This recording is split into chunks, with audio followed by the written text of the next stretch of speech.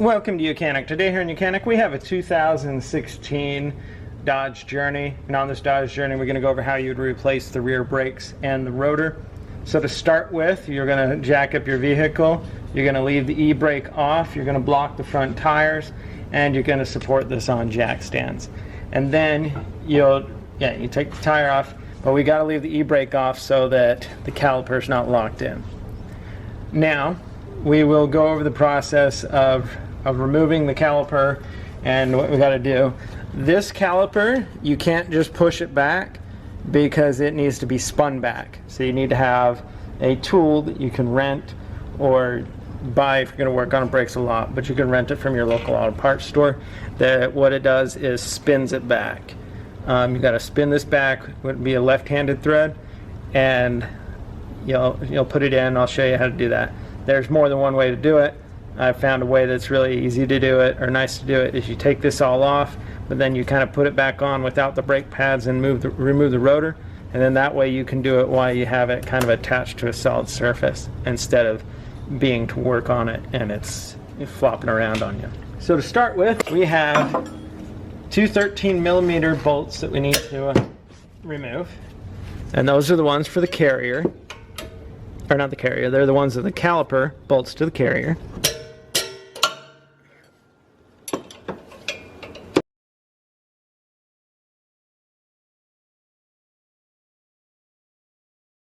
And then we've got the e-brake that's sitting here. It's holding us a little bit, but we'll be alright. You just may need to use a screwdriver to get this to pop off. And once we've got it popped off, we can hold this up out of position, out of our way for the moment, with the bungee. Now, we've got that. We'll go ahead and pop these brakes off.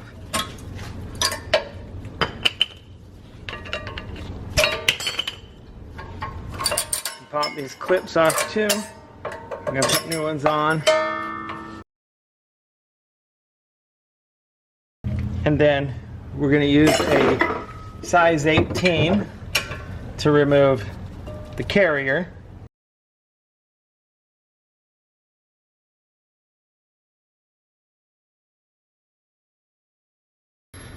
So with that carrier removed, we can now remove this rotor and get it out of the way. We're going to need to use a hammer and pound on the back here, and then you kind of spin it around and pound some more to get this to come free.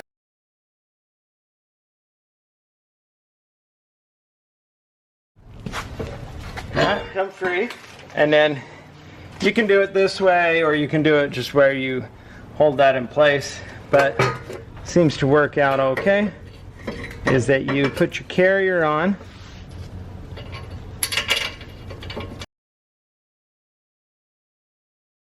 and we're just a quick hand tighten these back up, just so we have something to hold the caliper in place as we spin this piston back, right? So the way you're going to know a lot of times whether you need to spin them back is if you got these big grooves in here instead of it being a hollow.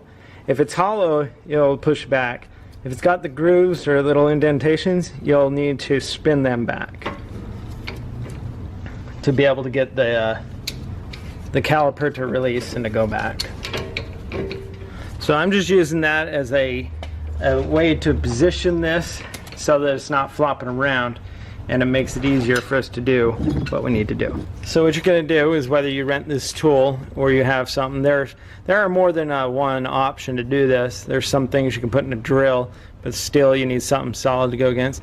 So you're going to take this is the F1 to be able to slide in here, and then we're going to take this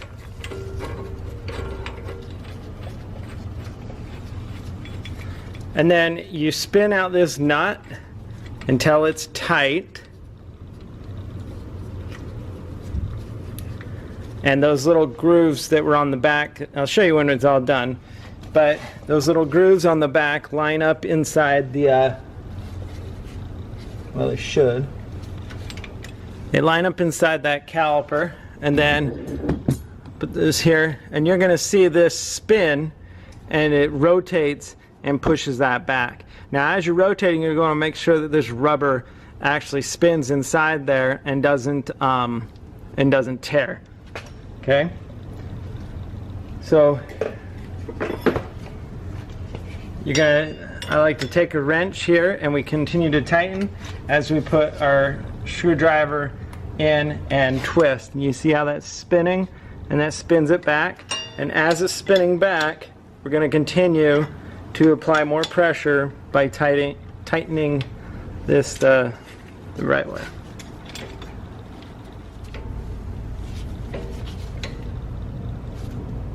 And there, we're all the way back. It bottoms out and it stops, and so that way you know that you've gone as far back as it can go. And now we'll just loosen this and be able to pull this out. And this is what these little tabs line up in the groove there.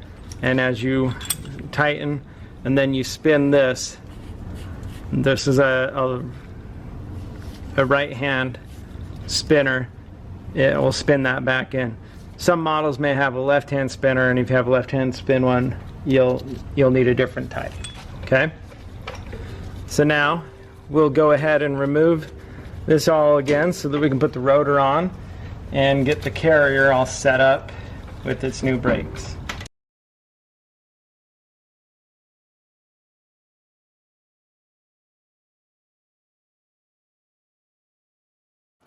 Okay, so we're going to twist these out, and we pull these out. We're going to clean off the old grease and reinstall some new grease to put in there, some brake caliper grease. Sometimes your brakes come with it, or I've just got standard brake caliper grease that you can buy at your auto parts store. And we'll grease this all up, and then I like to spin it as it goes in. There, we get that good seal, and make sure we have grease on this connector here that will keep moisture out. So we were getting some moisture in here, so we'll clean that off with wire brush and then relube it all up and clean and put it back in. Okay, so we got it all cleaned up. Apply some fresh grease.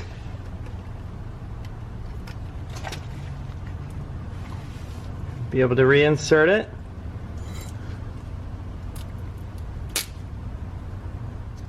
And now we've got these little glides that we need to put on.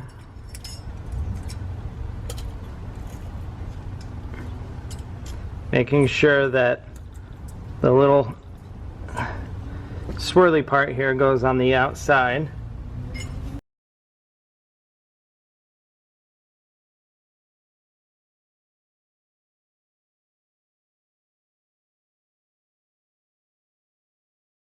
Nice little taps in there. Then we'll take our brake pads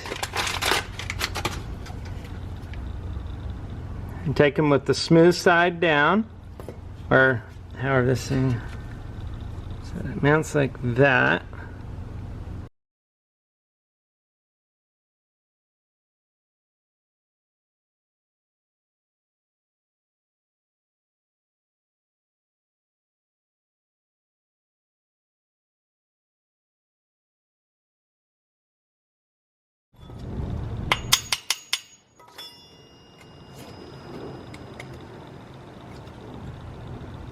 Okay, just a couple things. Make sure that you've got those tabs that are on these little swirly pieces. They're in there, and they're designed to pull the brakes back so they don't ride on your rotor. And you also want to make sure that the wear sensors, you have them on the inside of that metal piece. So once you've got that done, we're going to go ahead and put our rotor on. Okay, so we've put our rotor on. I'm going to go ahead and put our carrier on with our preloaded brake pads. Be able to slide that around. Once you got it over it, you can just squeeze them together and then put our size 18 bolts in.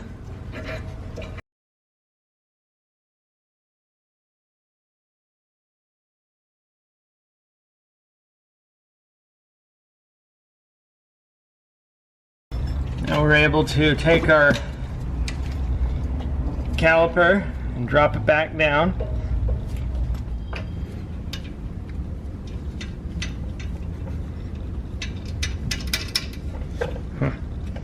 Well, either way, you get these two bolts tightened, the number 13s, onto the carrier, attach that, and then when you're all done with all that, then you would go ahead, put the tire on, snug it up, drop the car down on the ground, torque the tires to spec, and then make sure before you pull away that you would pump the brakes, and so that your calipers get filled with the brake fluid, and then you're good to go and drive down the road. Thanks for watching YOUCANIC, where you can be the mechanic.